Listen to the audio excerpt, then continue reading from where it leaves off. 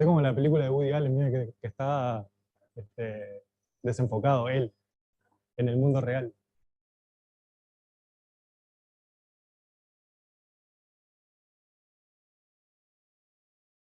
Ah, no. Ah, porque alguien se puso como anfitrión. Ah, ahora sí. Que ya siguen viendo, cualquier cosa me avisan. Perfecto.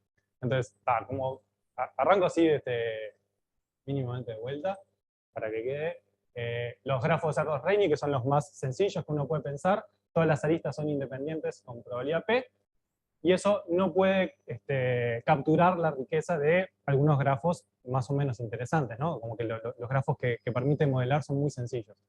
Entonces, por ejemplo, que decía es un ejemplo famoso, una red de blogs políticos. Entonces se ve que, claro, bueno, ahí se ponen aristas dependiendo de los links que hay entre los blogs. ¿Está bien? Entonces, obviamente, sí. Sí. O capaz que con dos. Y están los dos bastante para... Bueno, en el 2006, que es cuando era este ejemplo, claro, blogs políticos más o menos que compartían determinadas ideas, se citaban más. Entonces, esto no puede ser capturado por un modelo que trata independientemente a todos los vértices y a todas las aristas. Entonces, un ejemplo inmediato que permite sí capturar un poco de eso es lo que se llama el Stochastic Block Model, que básicamente tenemos una cantidad Q de comunidades o grupos, y tenemos tasas de conexión entre, que son esas pi QR, entre vértices de distintos grupos.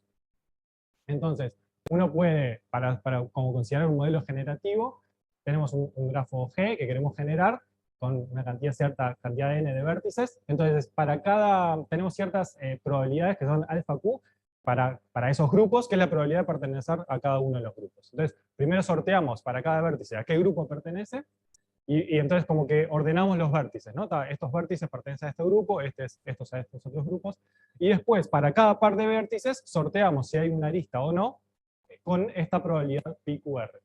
O sea, es como una generalización. El caso de Erdős-Rényi es claramente cuando tenemos un solo grupo, y la pi esa, pi 1, 1, que es la única que hay, es la P del Erdős-Rényi. Esto salió de las ciencias sociales hace un montón de años. Entonces, los vértices de un mismo grupo, ahora voy a poner ejemplos. Los vértices dentro de un mismo grupo tienen probabilidad de conexión pi 1, 1, digamos, 2, 2. Es una matriz, claro, es una matriz de tamaño Q por Q que tiene las probabilidades de conectarse dentro de un mismo grupo y con los otros grupos. Tiene que ser simétrica, porque estamos hablando de grafos no dirigidos por ahora. Y acá tenemos un ejemplo, por ejemplo, cuando tenemos Q igual 1, que es lo que decía recién, recuperamos el modelo de Erdős-Rényi. ¿Sí? O sea, tenemos un solo grupo, tenemos un solo parámetro que es P, que es la probabilidad de conectarse consigo mismo, con alguien de su mismo grupo. Y cuando dije consigo mismo, me acordé, vamos a hablar de grafos sin loops, o sea que en la diagonal de esto, en la diagonal de esta, no, en la diagonal de la matriz de adyacencia vamos a tener 0.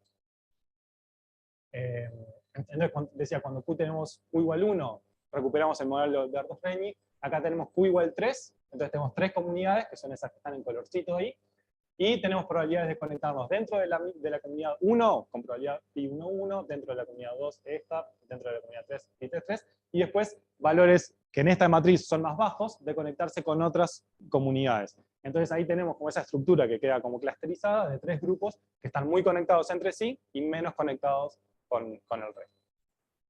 Eso permite también modelar, y eso es el tercer ejemplo que está acá bien a la derecha, otros comportamientos que no son, o que uno en principio no reconoce como estas estructuras de clusters, sino que son modelos más, bueno, por ejemplo, este es un grafo que es totalmente bipartito, o sea que hay dos grupos de vértices que se conectan solamente entre vértices de distintos grupos y no vértices de un mismo grupo.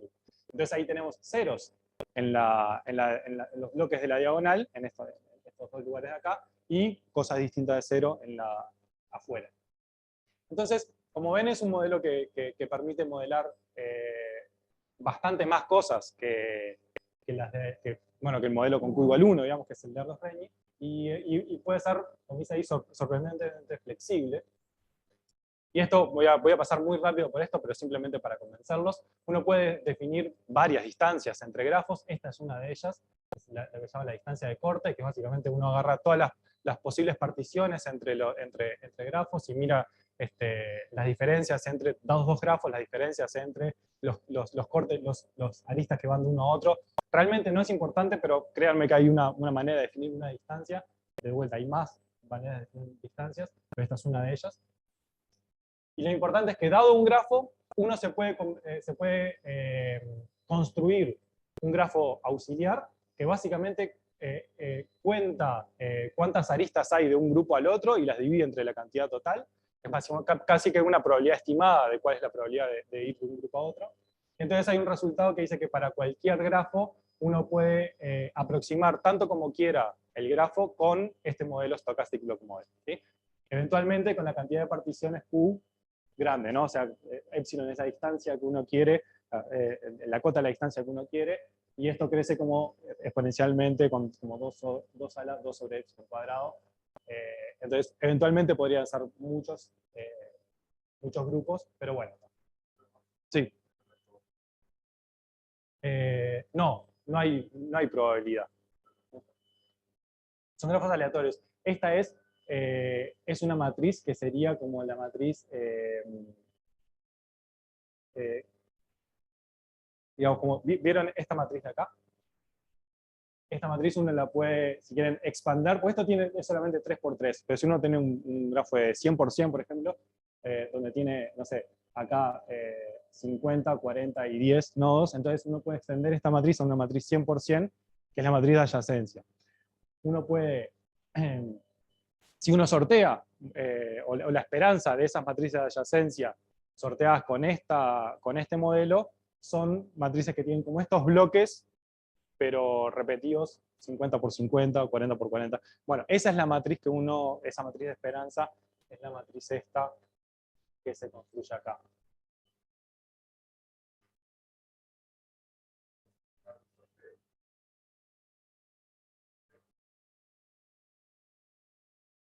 Sí, puede ser eso también, sí.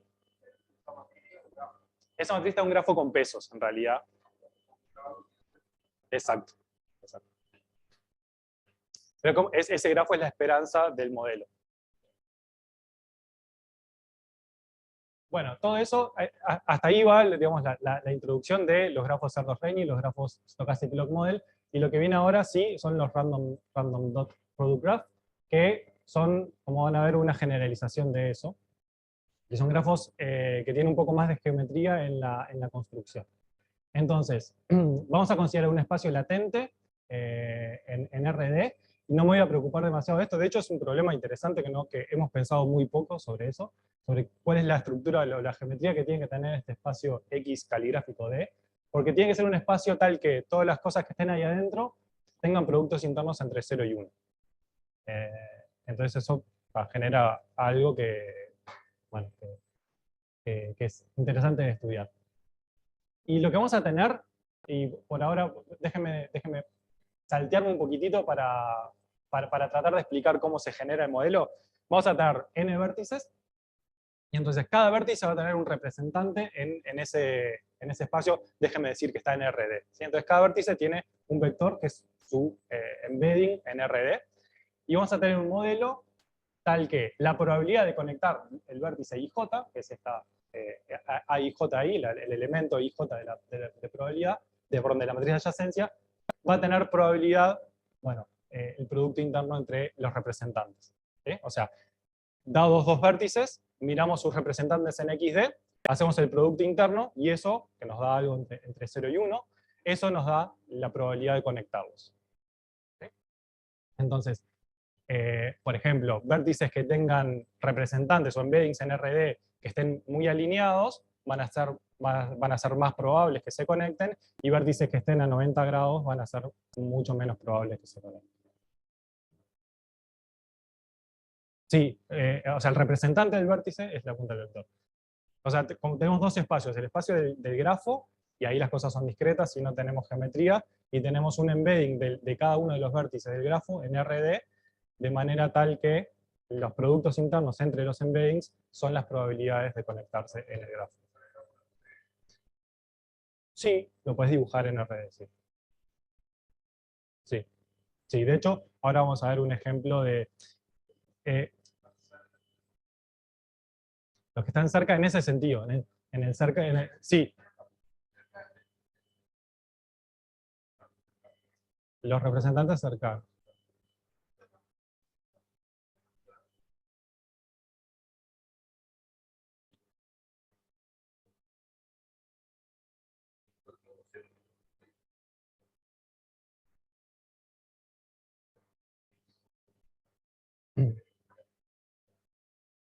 Exactamente, pero, exactamente, uno puede jugar con la norma. Yo puedo tener un representante del vértice 1 que tenga norma 10, porque nada me lo impide, siempre y cuando el resto de los representantes tengan norma y ángulos tales que los productos internos con S sean menores que 1, para que sea una probabilidad. Entonces yo puedo tener un representante que tenga norma 10 y después todo el resto norma menor que 1 sobre. Exacto. Tenemos dos cosas entonces, una que es el módulo y otra que es el ángulo, y esas dos cosas juegan para ver cómo se conectan los vértices. En los ejemplos va a quedar más claro, pero está bueno igual dar esta discusión ahora.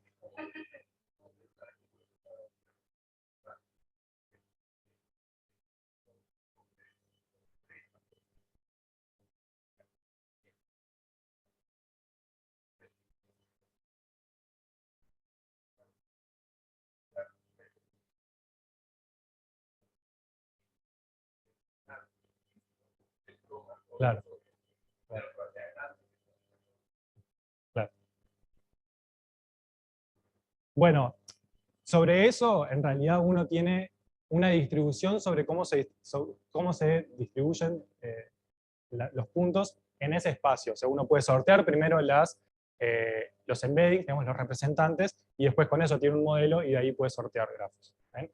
Ese es como el modelo completo. Nosotros vamos a trabajar más, de ahora en más, con esta matriz X, que es la matriz de embeddings, ¿sí? La matriz de los representantes de los vértices. Bueno, no me acuerdo qué viene ahora.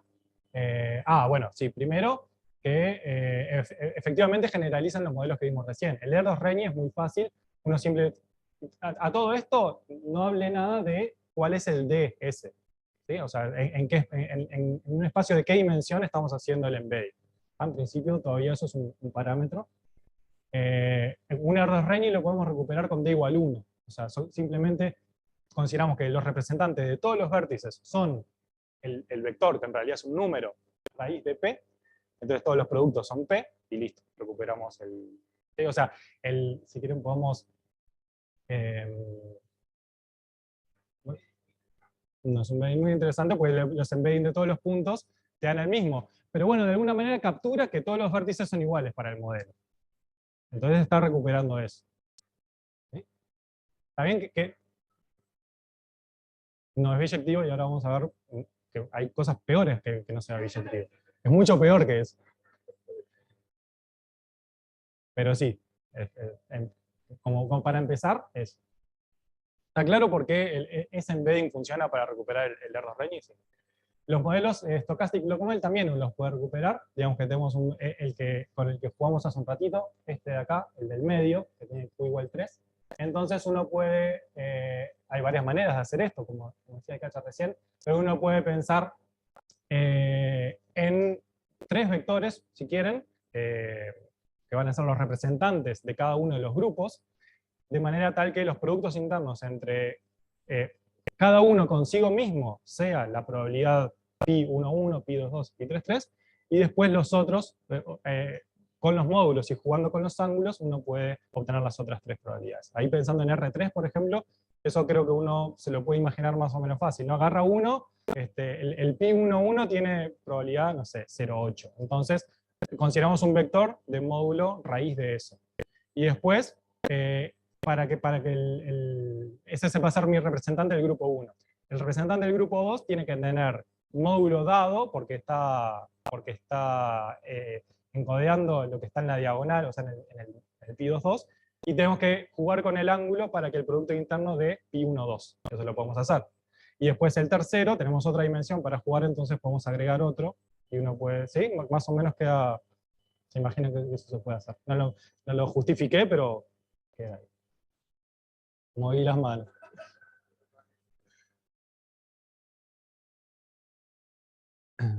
La representación esa, la del... ¿Eh?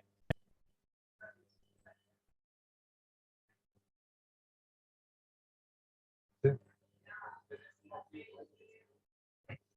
Ah, sí, sí, sí. Igual como por ahora yo no le dije nada de la dimensión, podés jugar con la dimensión. Porque una pregunta interesante es si podemos hacer eso mismo que hicimos recién con d igual 2. Capaz que sí, pero con d igual 3 seguro que se puede hacer.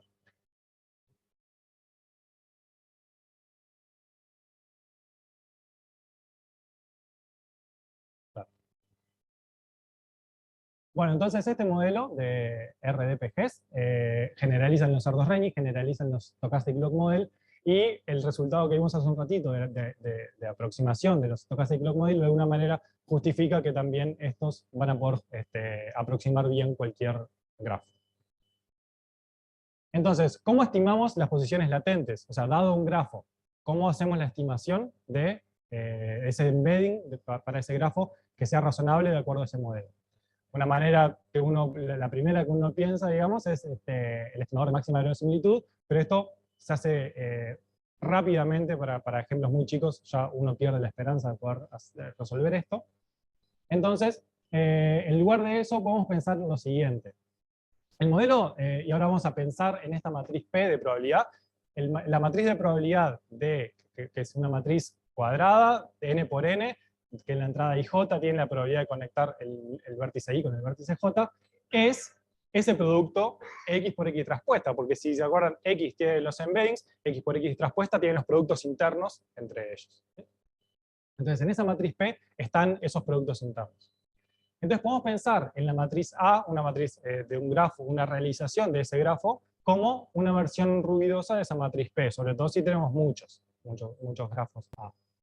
Entonces lo que queremos es, y eso es lo que está escrito acá, encontrar una aproximación. Esto es lo que tenemos nosotros dado, ¿no? P no lo tenemos dado en general porque P es el modelo. Lo que tenemos es una realización de ese grafo aleatorio o muchas realizaciones de ese grafo aleatorio y queremos encontrar embeddings de manera que representen bien ese modelo o ese grafo.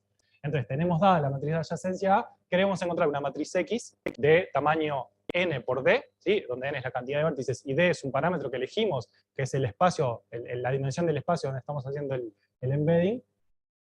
Queremos entonces, decía, encontrar una matriz X tal que X por X traspuesta sea lo más parecida a posible. Una manera de formular eso es esto, es decir, bueno, encontrame la que esté más cerca. ¿Bien? Entonces, este es en principio el problema que tenemos que resolver para encontrar los embeddings X. Norma de Frobenius, porque todas las cosas las considero independientes, ¿no? Todos los errores en aproximar todas las aristas valen lo mismo. Bueno, ¿cómo resolvemos esto entonces? Eso. Vamos a ver si viene ahora eso. Bueno, viene ahora, viene en esta de acá. Voy a decir una manera de resolver esto, fácil, que la van a entender enseguida, y voy con eso de identificabilidad. Entonces, como A es una matriz real y simétrica, porque estamos trabajando con grafos no dirigidos, entonces tenemos descomposición espectral, U lambda U traspuesta, donde U son la matriz de vectores propios, que son ortogonales, porque tenemos matriz simétrica real, tenemos los valores propios ahí. Entonces, si definimos esa matriz, fíjense que esta X por X traspuesta, queremos que en realidad sea la matriz de probabilidad, entonces tiene que ser positiva. Entonces lo que queremos es una aproximación semidefinida positiva. Sí, sí. Entonces, pero por la construcción que voy a hacer ahora, va a ser importante eso.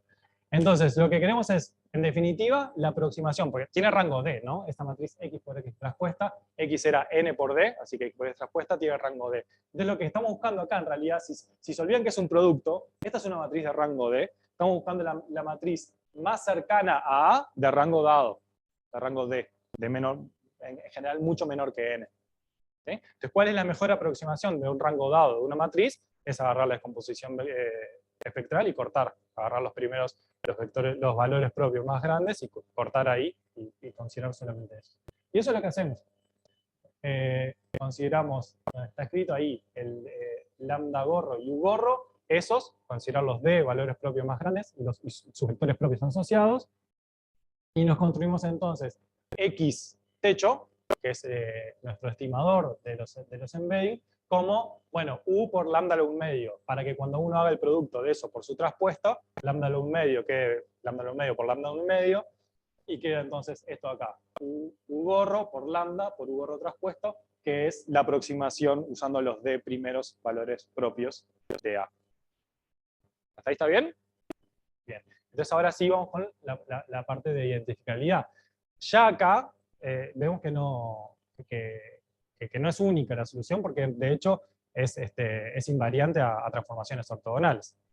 Algo que uno ya podía intuir de antes. Y tal, acá está hecha la cuentita, ¿no? Pero es obvia, ¿no? Uno multiplica por una matriz ortogonal a la derecha, por ejemplo, y obtiene lo mismo. ¿Sí?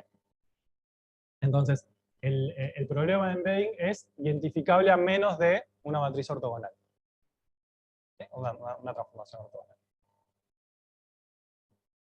¿Vamos bien? Bueno, un par de ejemplos entonces. Primero, ejemplo de Erdős-Rényi. Este es un Erdős-Rényi de 1000 vértices y con probabilidad 0,3 de conexión. Este es el grafo, o sea, esto es una matriz binaria. Blanco es que no hay, rojito es que hay un nodo. Entonces, si recuerdan la manera de representar un Erdős-Rényi con RDPG, era simplemente con D igual 1 y con raíz de P. Y esta es la estimación que da. O sea, si hacemos esa, perdón, esto se llama Adjacency Spectral Embedding, o ASE, porque uno lo que hace es hacer a la matriz de adyacencia, le hace un embedding espectral. Entonces ese es el nombre que vamos a usar. Entonces si uno hace eso, resuelve eso, y plotea los valores de los productos internos que obtiene, que son estos que están acá, entonces, bueno, perdón, entonces eso es lo que da esta matriz de acá, es una matriz que está muy parejita en 0,3, ¿no? Esta es la escala, 0,24, 0,36, 0,3, o sea, está todo muy parejito ahí. Y estos son los valores de las coordenadas que uno obtiene, que están todas muy cerca de raíz de P, que es 0,54. O sea, está funcionando razonablemente. Hay resultados de consistencia, de vuelta a menos de esas rotaciones, o sea que si uno tiene un grafo, un modelo RDPGs y tiene muchas observaciones, entonces este estimador es consistente en varios sentidos.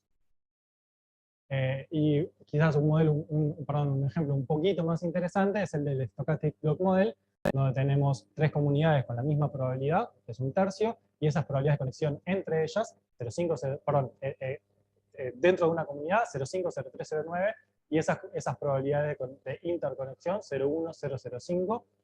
Entonces, es un modelo parecido al que estaba en el medio cuando vimos el Stochastic Block Model, en el sentido que están efectivamente agrupándose más los que están dentro de una misma comunidad y menos con los de afuera, que podría no ser el caso. Entonces, esta es la realización del grafo, ¿sí? Es una realización de un grafo de ese modelo, del Stochastic Block Model.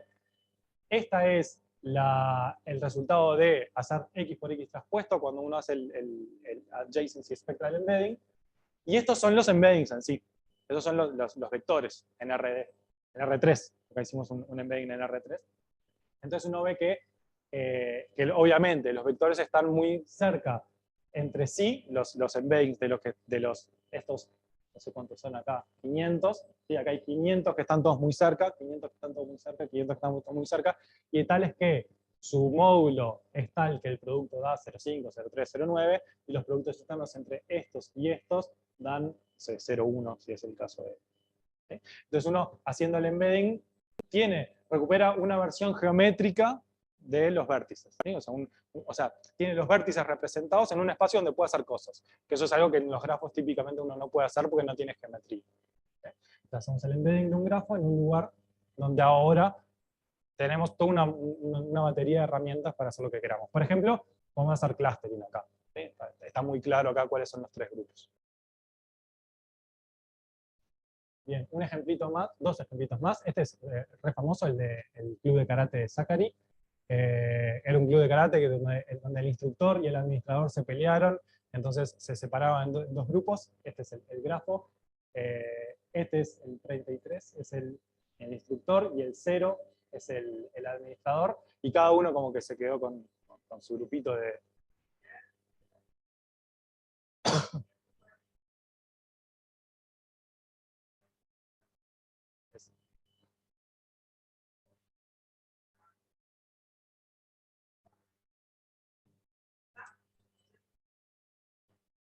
Ahí está, son relaciones de amistad, digamos. Perdón, no lo dije, cada nodo es una persona. Y claro,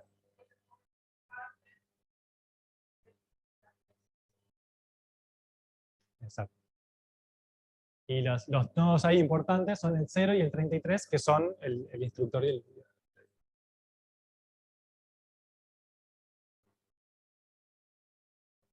Karate Kid.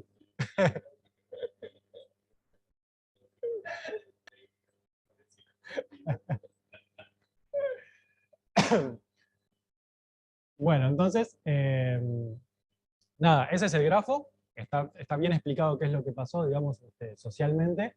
Y si hacemos el embedding de este grafo en R2, entonces, y ahora lo estamos ploteando acá, en esta versión polar, si quieren, eh, tenemos los dos grupitos, los colores acá son los mismos, y acá podemos identificar un poco lo que conversamos hace un rato, ¿no? Acá está el 33, que es este que está acá, que es el instructor, y el 0, que es el que está ahí arriba, afuera, que es el administrador. Si se fijan acá, el 33, que es este que está acá, y el 0, que es el que está ahí, son los que tienen muchísimas aristas.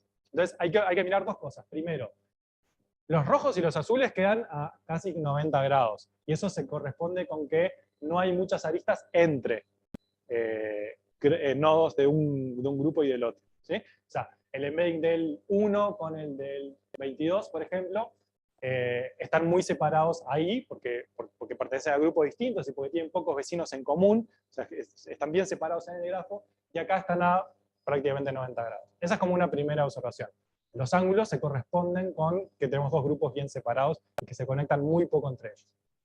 Y la segunda es que el 33 o el 0, que son el administrador y el instructor, tienen módulos muy grandes acá, más grande que el resto, porque están muy conectados acá, con muchos otros. ¿Sí? Entonces recuperamos esas dos cosas, que los azules están muy alineados entre sí, entonces el ángulo no me está jugando en contra, digamos, en ese sentido, y después con el módulo uno puede jugar para que el 33 esté más conectado que este de acá, que tiene el 22, que tiene dos aristas nada más.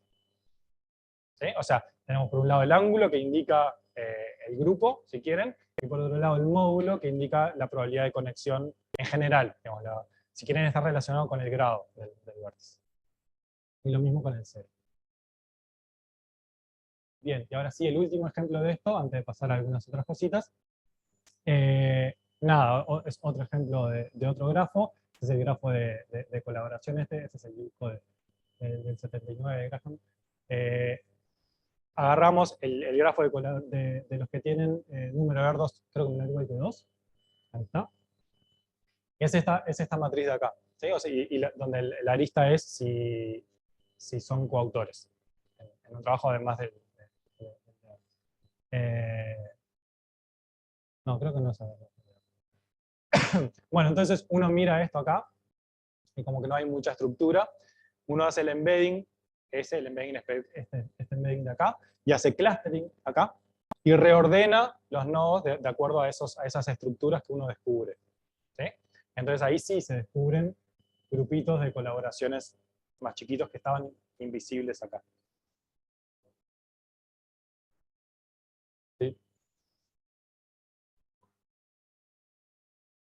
el ejemplo este está en este paper del 2010. No sé si bajaron la base de datos en ese momento y lo hicieron. Supongo que sí. Sí, sí, sí. Los dos pueden crecer.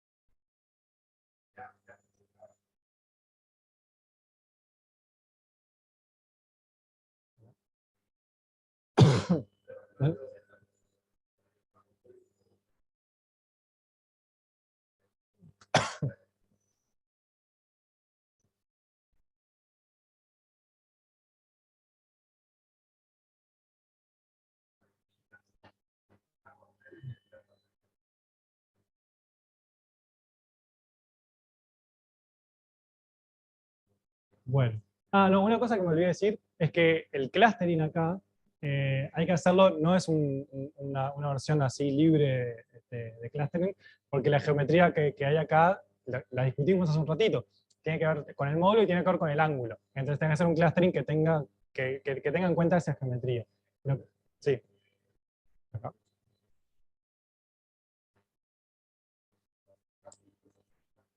Acá. Haces clustering acá en RD. Y después con los grupos que reconoces acá, claro. O sea, en este ejemplo que hicimos hace un rato, en este uno puede decir, hago clustering con distancia euclidia y va a funcionar bien acá, porque están muy separadas las cosas. Pero en realidad es el ángulo está jugando un papel importante ahí, que la verdad que no me acuerdo bien cómo es cómo entra el ángulo en el cluster. O sea, cuál es la distancia que... Es una distancia que tiene en cuenta el módulo y el ángulo. Ujú. Puede ser el producto interno, pensando así en voz alta, ¿no? Por hablar, por decir, por hablar sin saber.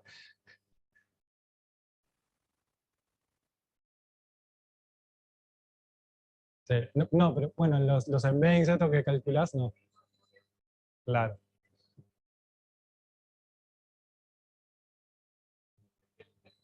Eso es re interesante.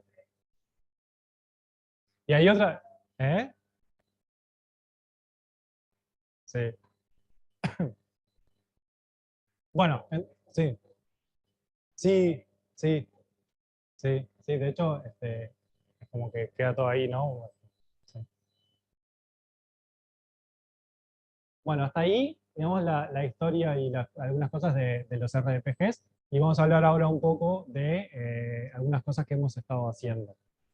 Eh, Primero hay algunas generalizaciones, una que se llama Generalized RPGs, que bueno, es cuando cuando hace la descomposición, si tiene valores propios negativos, hay que tomar algún cuidado ahí, no importa demasiado. Y capaz que lo que sí es un poco más interesante para lo que viene ahora son las variantes para grafos con peso y dirigidos. Sobre todo voy a hablar de los dirigidos. Y vamos a contar una aplicación en detección de cambios y después un poco de lo que es el título de la charla, que es estimación de esos embeddings de otra manera. Y hay algo que hay escondido que eh, a propósito no lo dije y, y voy a ver si descubren qué es en un ratito. Bueno, entonces, por un lado, recuerden que la matriz P, esa X por X transpuesta, es simétrica, entonces no podemos modelar con estos grafos dirigidos. Hay una extensión muy fácil que simplemente consiste en agarrar ahora vectores en R a la 2D, ¿sí? Donde tenemos una parte en RD para el vector para los grados de salida y otro para los grados de entrada, si quieren. Y el modelo es el mismo, o sea, la probabilidad de una arista es, uno toma el representante de L de left y R de right, ¿no? Toma el representante de la izquierda de un vértice y el de la derecha del otro vértice y hace el producto interno entre ellos. Entonces puede ser distinto cuando uno considera IJ con JI, porque los representantes de izquierda y derecha son distintos, pueden ser distintos eventualmente. para que queden, para que quede no simétrica la matriz. O sea, la matriz ya no es X por X traspuesta, es esta de acá, es XL por XR traspuesta. Tenemos dos matrices ahora.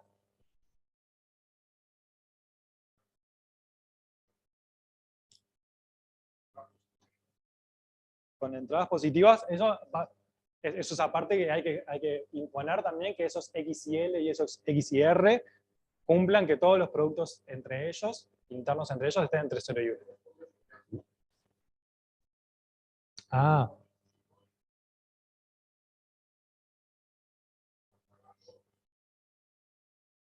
pero ¿y cómo haces para que la probabilidad de IJ sea distinta a la de JI? O sea,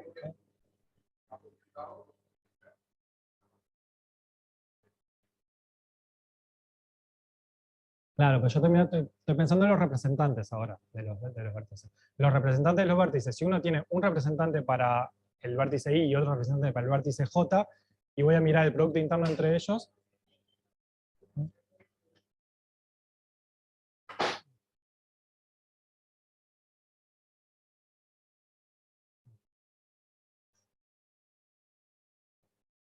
claro, claro, los loops son aparte, ¿no? Que son los ceros esos en la diagonal. Uno tiene dos vértices I y J, entonces el producto interno entre IJ y entre J y es el mismo, entonces no puedo diferenciar ir de IJ e ir de J a I. Bien. Entonces, ahora tenemos dos matrices, XL y XR, que, que van a representar eso, digamos, ¿no? Si quieren uno puede empezar en como los grados de salida y los grados de llegada, o sí, como la estructura de salida y entrada de cada vez. Y ahora, esa no identificabilidad que hablábamos hace un rato es mucho peor ahora, porque ahora como tenemos dos matrices, antes teníamos la misma, entonces para que eso se mantuviera igual, teníamos que poner una matriz ortogonal, para que cuando uno multiplicara una por su traspuesta diera la identidad. Pero ahora podemos poner cualquier matriz invertible acá. eh, entonces consideramos esta, por ejemplo, XL y XR son las representaciones que teníamos. Si multiplicamos por W, una matriz invertible, la representación a la izquierda, y por la inversa traspuesta, esta de acá, de la derecha, entonces cuando hacemos el producto nos queda W por W menos 1 acá, y entonces recuperamos la misma matriz de probabilidad. Entonces ahora tenemos todavía un peor escenario de identificabilidad.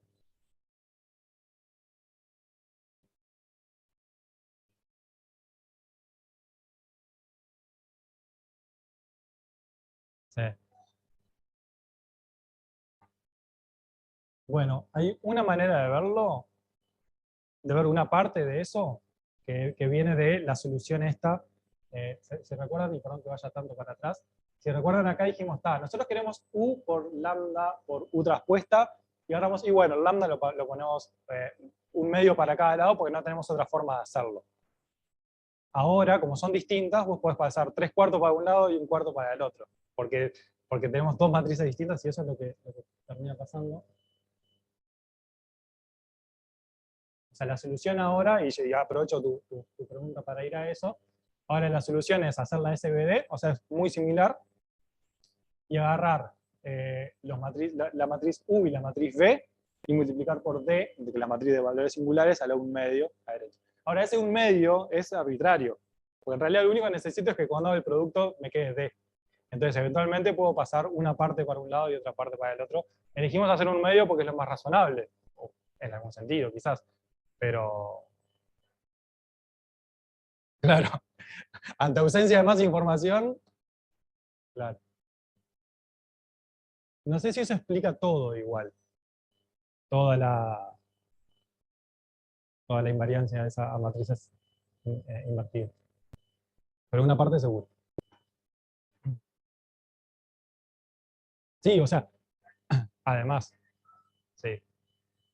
Multiplicas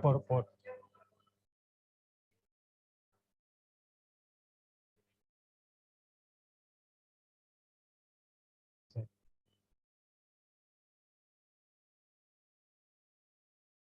Sí.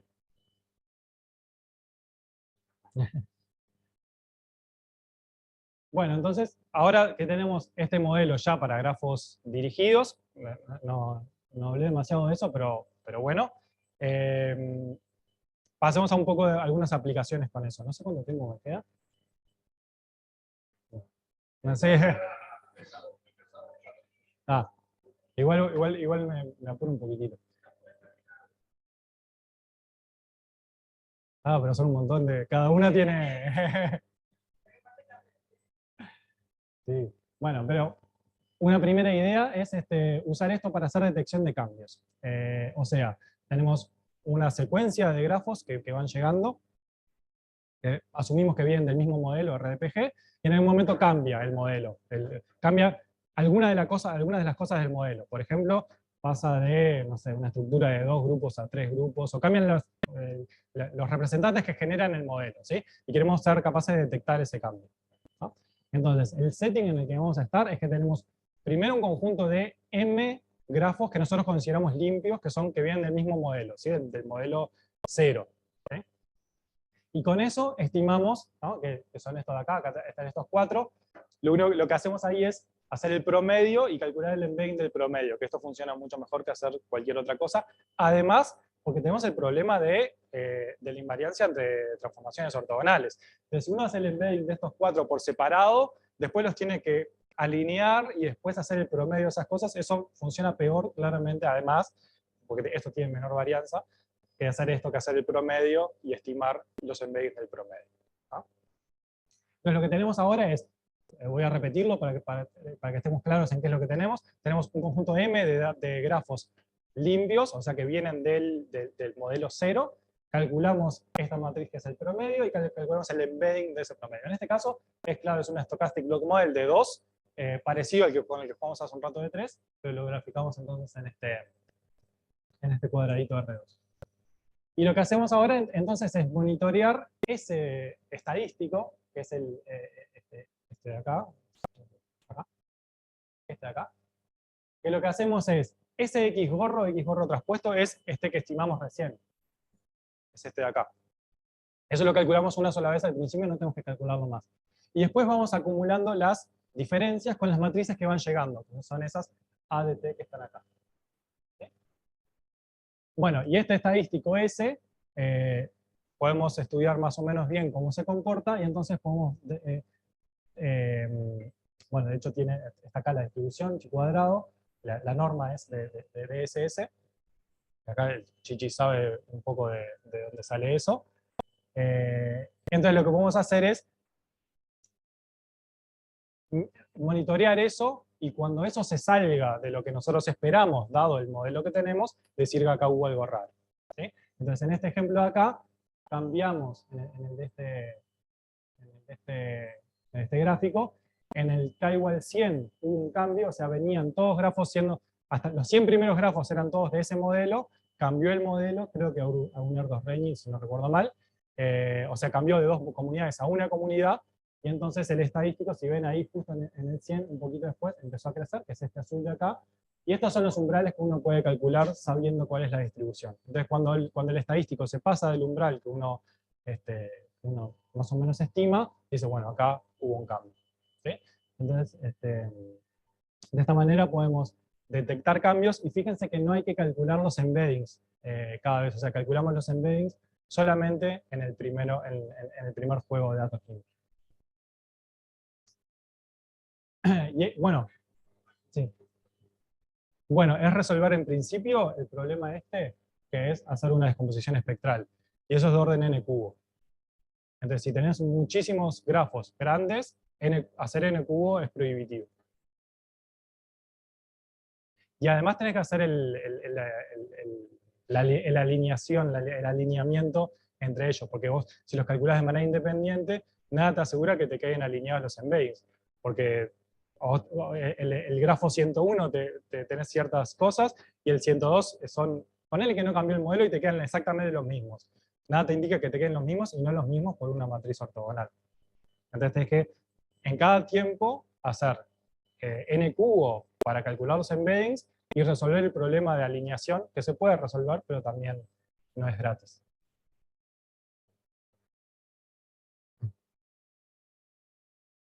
Claro, bueno, ahora vamos a ver un poco de cómo aprovechar eso.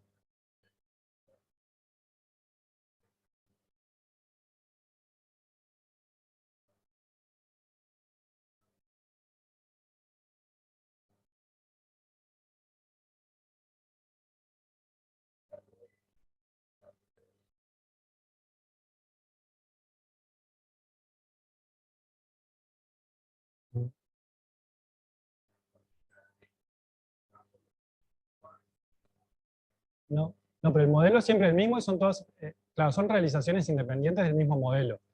O sea que entre uno y el siguiente, y uno y 10 después, hay la misma son. Ah,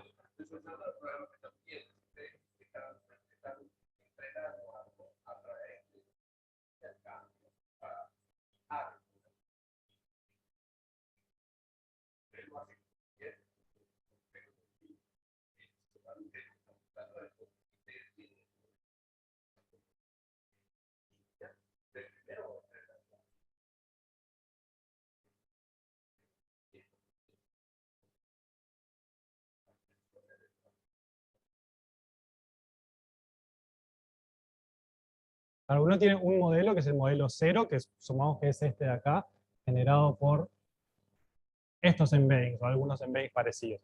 Y tiene 100 realizaciones de ese modelo, 100 realizaciones independientes de ese modelo. Y después el modelo cambia, porque movemos este modelo a, se los juntamos todos y nos queda un Arduino. Y ahí tenemos otras realizaciones de ese modelo, entonces, independientes también entre sí, independientes del anterior. O sea, tenemos 100 independientes, que son estas 100 de acá. Estas 100 son independientes entre sí, pero son todas del mismo modelo. Y estas 100 son también independientes entre sí, pero de otro modelo.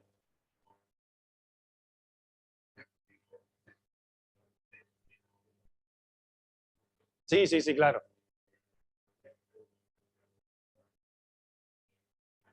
En un problema real no van a ser independientes, claro.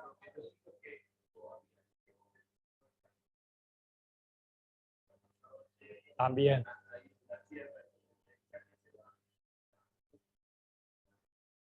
claro, claro. Sí, sí, sí, sí. Ya entendí.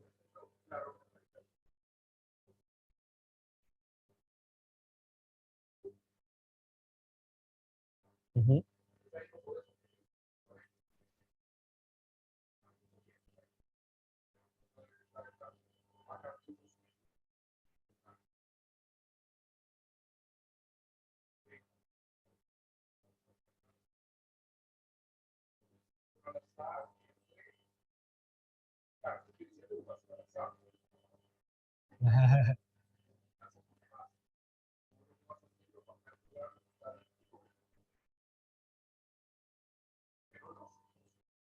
Claro, claro.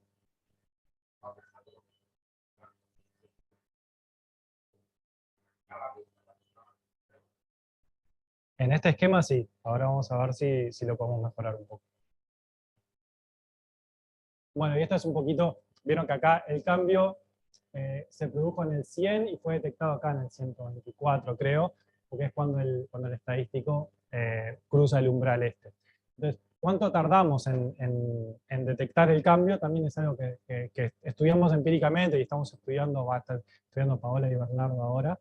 Eh, pero uno puede tener una idea de cuánto va a demorar en detectar el cambio.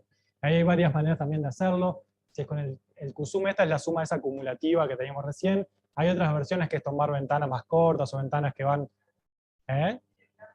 Olvidarte un poco, tomar los últimos solamente, o una ventana que va creciendo pero no a la misma velocidad que la cantidad de datos. Ah, ahí hay otras maneras de hacerlo, pero que dan lo que uno tiene lo que espera que. Bueno, y esta es una aplicación, ahora sí, con datos reales que hicimos, donde acá es importante todo lo que vimos recién y también lo de grafos dirigidos, porque estas son conexiones entre access points, o sea, routers de la red igual en una institución educativa. Y entonces estimamos primero el embedding con un conjunto de datos donde estaba funcionando bien la red, y en realidad acá lo cortamos para mostrar dónde está lo interesante, pero en realidad esto va mucho, mucho antes, ¿no? Y en cierto momento el algoritmo este detecta un cambio acá en el estadístico que se va. Cuando fuimos a mirar los datos de lo que había pasado, se había movido uno de los routers de un lugar a otro. O sea que efectivamente había habido un cambio en los routers, habían movido uno de lugar. Y además, los embeddings, si uno calcula los embeddings antes y después, uno puede también ver o sea, porque acá no tenemos mucha información de qué es lo que pasó. Vamos a decir pasó algo, pero no sé qué. Cuando uno va a los embeddings, dice, acá el que se movió más acá respecto al resto es el 4. Entonces uno puede también interpretar con los embeddings No, estos son los embeddings están hechos, bueno, no me acuerdo acá, o sea, la pregunta es si D es igual a 2 o si D es más grande y lo proyectamos, la verdad que no me acuerdo en este ejemplo. Creo que es 2. Sí. No, en realidad tenemos un montón de rutas. O sea, no, o sea, si mirás la red entera es igual, sí. O sea, si mirás una escuela no hay más de 30. De cada escuela no hay más de 30 rutas. O 40, no me acuerdo. No, este es un ejemplo particular porque sabíamos que había pasado esto, o sea, que había un router que lo habían movido del lugar de acá para acá y recuperamos eso con los embeddings. No, cómo se ven los routers entre sí. O sea, por ejemplo, acá está, no sé dónde está el router acá, no, acá creo que no hay y por eso anda mal. Eh, sí. No cómo se ven los routers con los clientes, o sea, con las igualitas, sino cómo se ven los routers entre sí. El router del salón 101 con el router del salón 102. Tienen un protocolo ahí que cada tanto se preguntan cómo andás y ¿eh? Y ahí entonces lo que miden es con qué señal, con qué potencia de señal ven al otro. Y eso no es simétrico, aparte. Uno podría pensar que es simétrico porque la geometría es simétrica, pero no es simétrico. No, sí, sí, tiene peso y dirigido.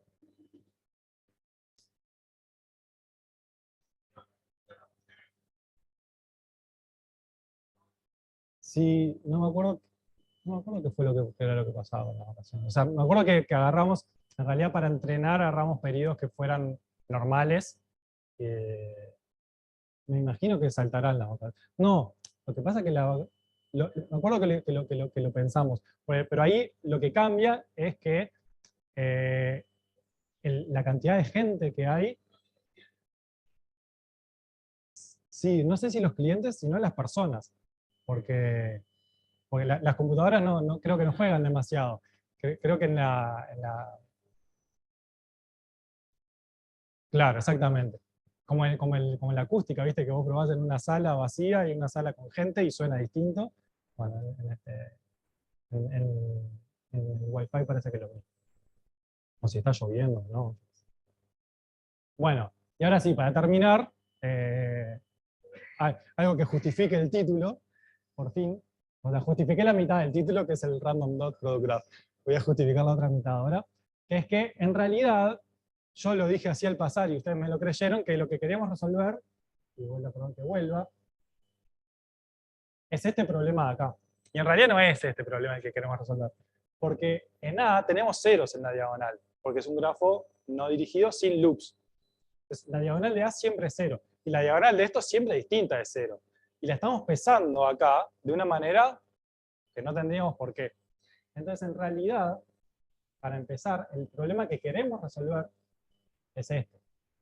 Entonces, tenemos básicamente lo mismo, pero multiplicamos por una matriz M, o si quieren, es solamente mirar los elementos fuera de la diagonal de eso. ¿Sí? Acá está escrito ahí, donde M es una matriz que tiene ceros en la diagonal y unos en el resto, y el producto S es el producto punto a punto entre matrices. Entonces, ese es el problema que queremos resolver. El problema es que ahora la resolución de este problema ya no tiene forma cerrada como tenía con la descomposición espectral. Entonces, eso era muy lindo, era muy elegante, porque teníamos un problema que en principio podía ser difícil, que es el de el problema sin la m, ¿no? A menos x, x traspuesto. En principio uno lo ve ese problema y es un problema difícil y sin embargo tiene solución de forma cerrada. Es un problema no convexo aparte. Entonces, cuando uno piensa desde la perspectiva de optimización, es un problema no convexo que tiene solución en forma cerrada. Es uno de esos pocos problemas que uno puede meter en esa categoría. Entonces es elegante, pero no es lo que queremos hacer en realidad cuando tenemos, cuando tenemos en cuenta lo de la diagonal. Entonces lo que hacemos es, bueno, voy a contar 3 o 4, dependiendo del tiempo que me quede, enfoques para resolver esto sin usar la descomposición espectral, que además es cara para los grafos grandes. Y uno es hacer lo que se llama el descenso por gradiente, que es una discretización del flujo gradiente. Entonces tenemos una función, que aparte es una función diferenciable, podemos calcular el gradiente y podemos hacer descenso por gradiente, y eso converge a, en principio, un punto estacionario. ¿Sí? Calcular el gradiente es barato, porque es hacer estos productos de acá, que no son demasiado, y bueno, con una discretización razonable, o sea, con un paso alfa razonable, eso converge a puntos estacionarios. Y de hecho, en realidad la función depende del producto x por x traspuesta, y es convexa respecto al producto. O sea, si uno mira como variable x por x traspuesta, la función aquella de ahí arriba es convexa respecto a del producto. Tiene nombre, ese tipo de problemas. Y para el caso en el que estamos trabajando nosotros, tenemos el siguiente resultado, que si arrancamos relativamente cerca de la solución, entonces tenemos garantía de que convergemos a la solución. ¿Sí?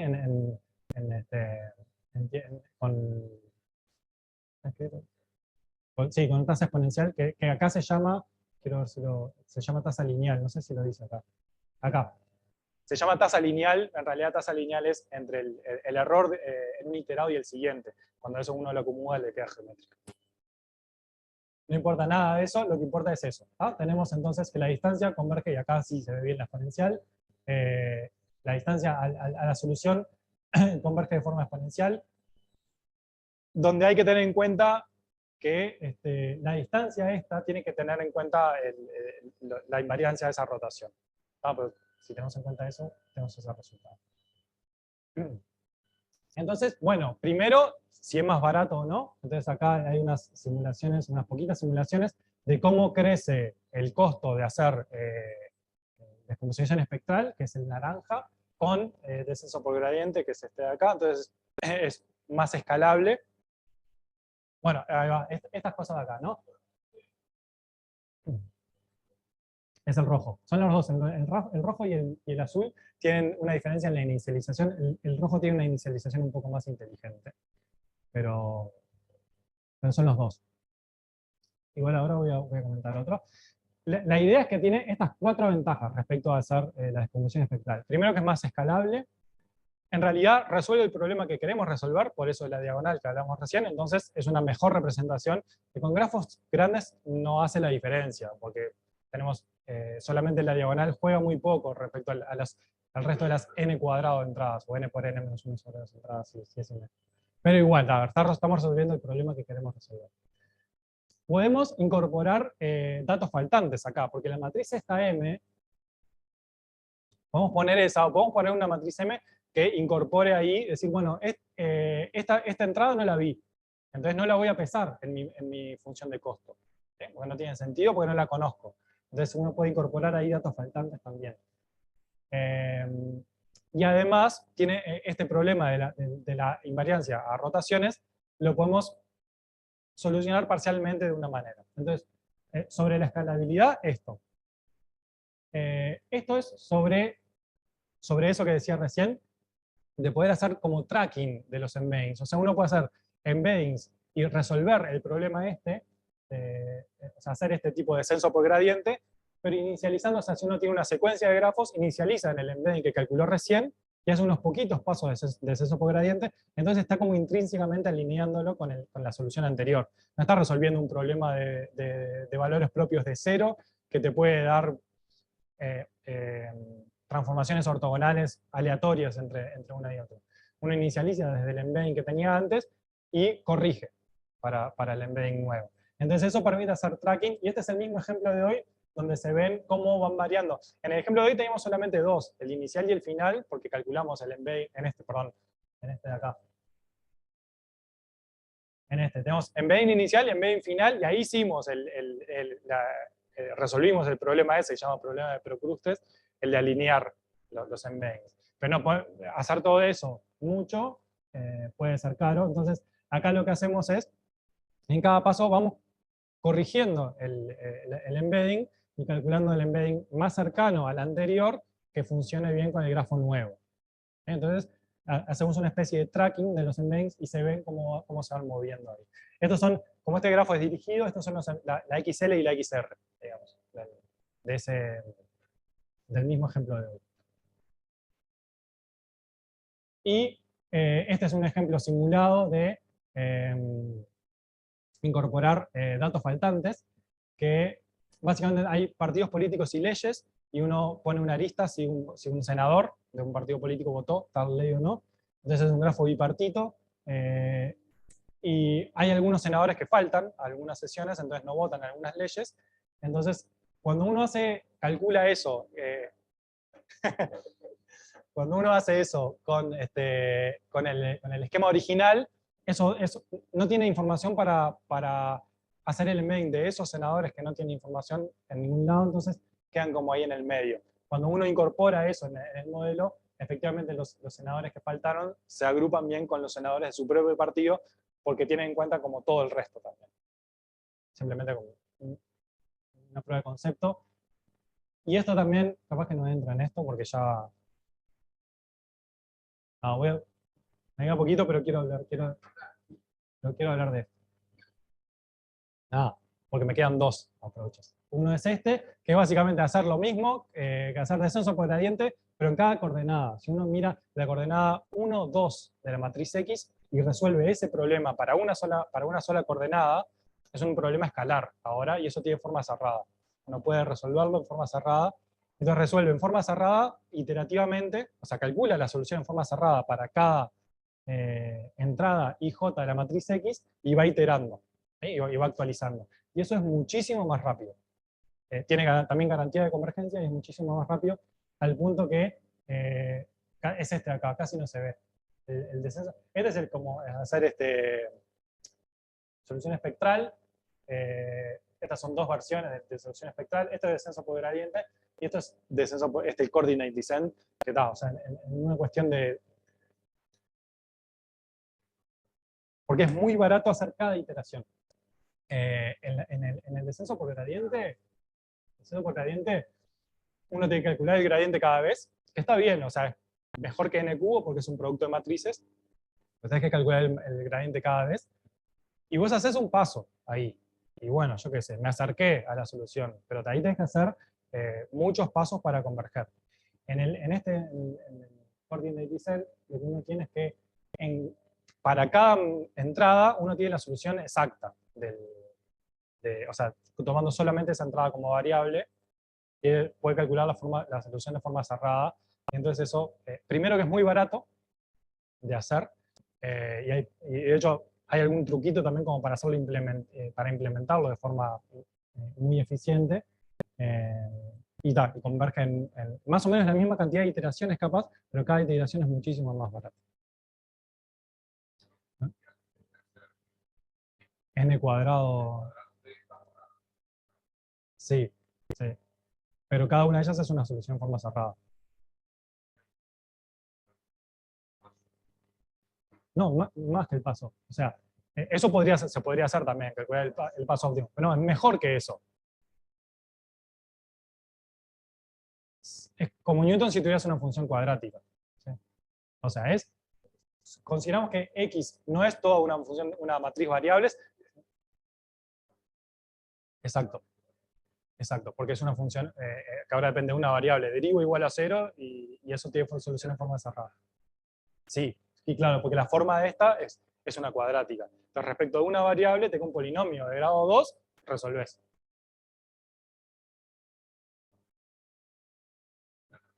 Igual a la derivada de 0. Sí. Sí, sí, sí. Menos b más menos.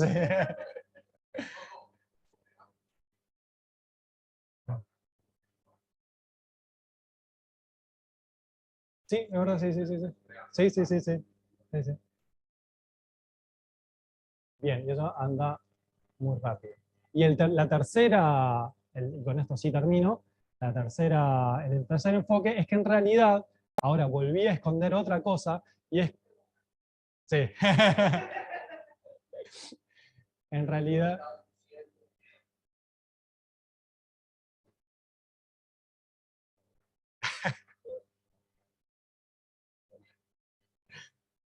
en realidad, y tiene que ver con el problema de identificabilidad, y tiene que ver con todo eso, cuando uno resuelve el problema espectral, tiene gratis, porque la matriz es simétrica, también en un grafo no dirigido. Con la matriz es simétrica, la descomposición espectral te dan en vectores propios ortogonales, entonces tiene gratis que la matriz X tiene columnas ortogonales. La matriz X, bueno, es esa matriz, ¿no? Esa matriz X tiene columnas ortogonales cuando uno lo resuelve de forma espectral, pues son vectores propios, son los primeros de vectores propios. Entonces, obviamente son ortogonales.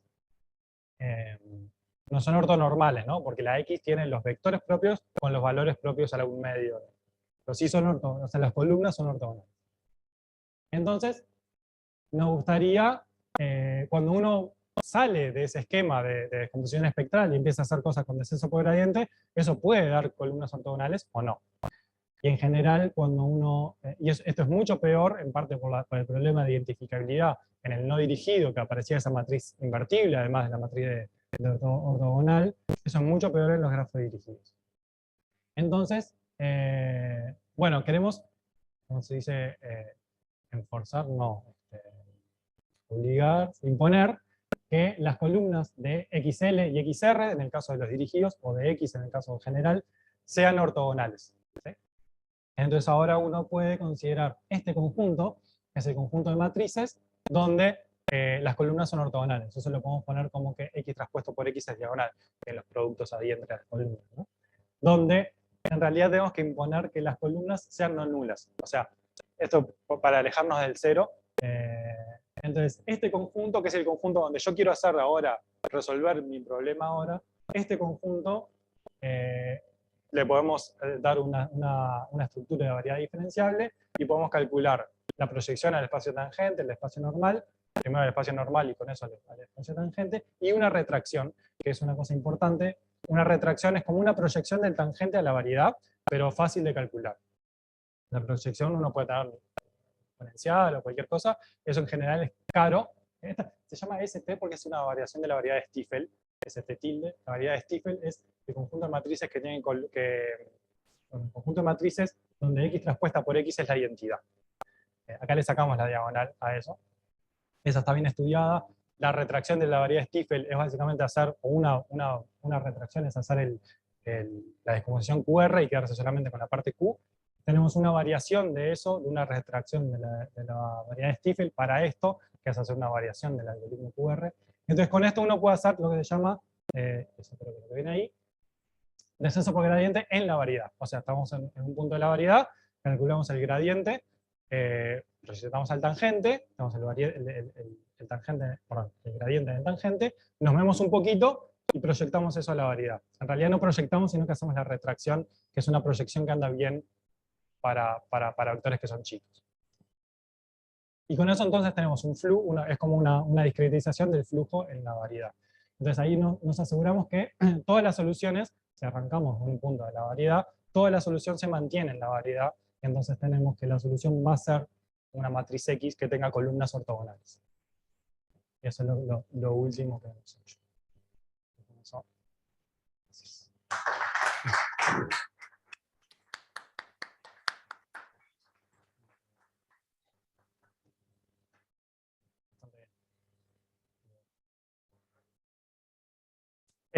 Hacer la retracción, o en general,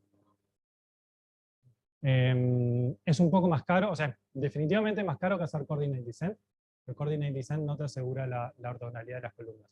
Entonces uno podría pensar en combinar alguna cosa, y de hecho una línea interesante que en algún momento queremos encarar es hacer coordinate descent en la variedad. Eso es mucho más difícil, me parece. Pero es más caro.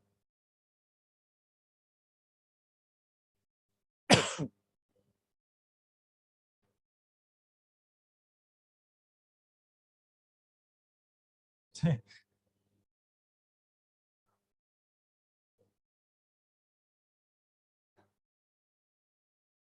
sí, totalmente, sí.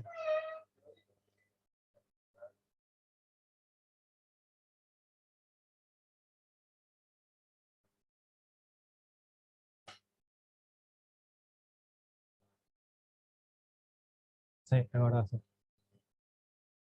Sí, está bueno. Sí, sí, está bueno. Sí. No había pensado. ¿Preguntas en el Zoom?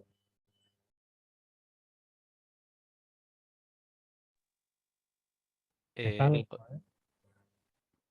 Hola, lo malo es que me perdí algunas preguntas, entonces, o sea, no, solo escucho a Fiori, pero, o sea, está bueno, es como, es un contexto en el que le tirás componentes principales a un grafo, ¿no? Es eso, Componentes principales, sí. porque la matriz esta es una matriz de correlación, la de los productos internos, y le tirás eso, es componentes principales. Sí, es verdad. Entonces estaba como que me resultó bastante llevable la presentación trazando ese paralelismo todo el tiempo. Después, tipo, cuando comparabas lo del router, ahí es como una visualización de eso, ¿no? Cuando superpones ahí la descomposición en valores singulares de el XR, el XL, ¿no? Esas dos las superpones y es como superponer variables con observaciones y está como que trazado esos paralelismos y una pregunta era si no había como más herramientas que se pudieran como traducir de componentes principales a este problema o viceversa. Digo, no sé si estos algoritmos que vos mencionabas para mejorar los tiempos ya existen en componentes principales o no. Bien, Este, sí. Existen en un contexto que se llama los sistemas de recomendación, que es parecido, eh, que básicamente uno busca algo muy, muy parecido a lo que estamos diciendo recién, sin la restricción de ortogonalidad de las columnas. Ahí sí existen cosas muy parecidas. Yo nunca lo había pensado en el contexto de componentes principales. Eh, me alegro que hayas encontrado una manera de hacer llevadera en la charla, eh, pero lo pensamos. ahí va, Me genial, he gracias. salido a dar cuenta así rápidamente.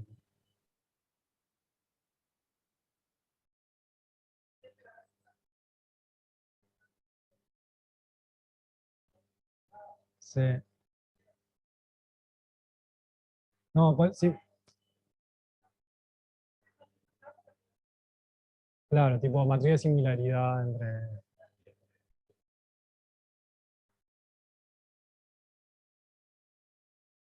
Claro. Hay algunas cosas similares son embeddings de puntos en un espacio, donde uno se construye un grafo y hace el embedding del grafo con la matriz laplaciana, por ejemplo. Esos, creo que yo encuentro más similaridades con eso que con PCA, pero un poco por mi deformación.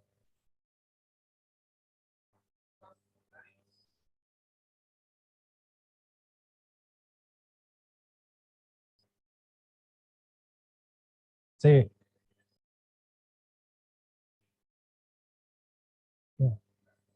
bien. En muchos casos, sí, en este caso el alfa, voy a ir ahí, acá, el, el alfa, hay una manera, primero hay varias maneras de elegir el alfa. Una es hacer simplemente que alfa sea una sucesión, o sea, no tiene por qué ser uno fijo, sino que uno puede elegir ir cambiándolo a lo largo del tiempo. Y si uno elige una sucesión de alfas que sea divergente, pero que su cuadrado sea convergente, 1 sobre k, por ejemplo, eh, hay resultados de garantía de que eso converja a un punto estacionario. O sea, eso es como lo más fácil que uno puede hacer, porque no tiene que pensar demasiado. Después, si uno tiene alguna idea de, si el gradiente es Lipschitz, si uno tiene alguna idea de la constante de Lipschitz del gradiente, 1 sobre esa constante funciona. Cualquier paso menor que 1 sobre esa constante funciona. O 2 sobre esa constante. No.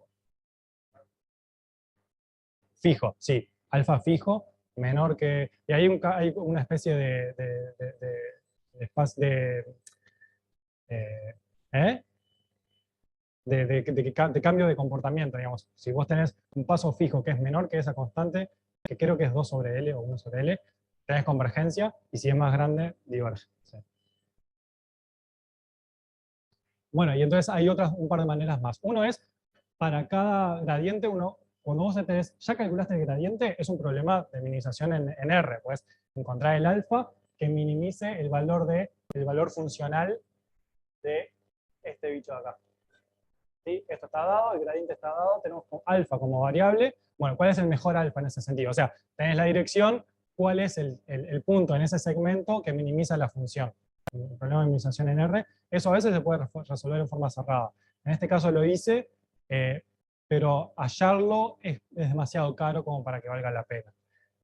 Y la otra es una cosa que se llama, una manera de elegir el alfa, que se llama la regla de Armijo, donde uno prueba con un alfa, o sea, se queda con un alfa, prueba con un alfa y lo va disminuyendo geométricamente hasta que encuentre uno donde la variación sea un porcentaje razonable de la variación que tendría la función si fuera lineal. O sea, hay una ecuación ahí que uno dice, si pasa esto, es un alfa que me sirve, y con eso uno puede mostrar también convergencia a puntos estacionarios.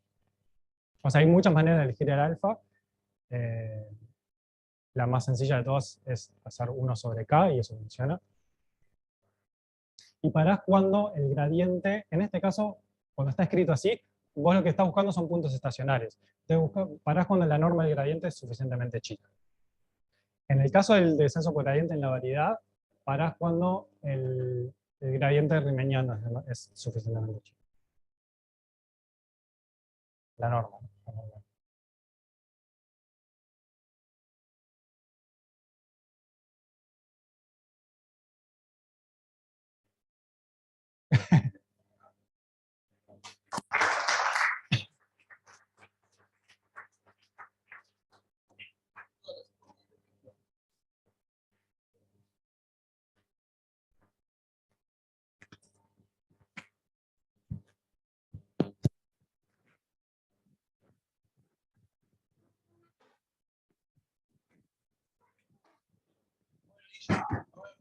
Chao, Villa. Chao, nos vemos. Paralelismo, abandonar las charlas.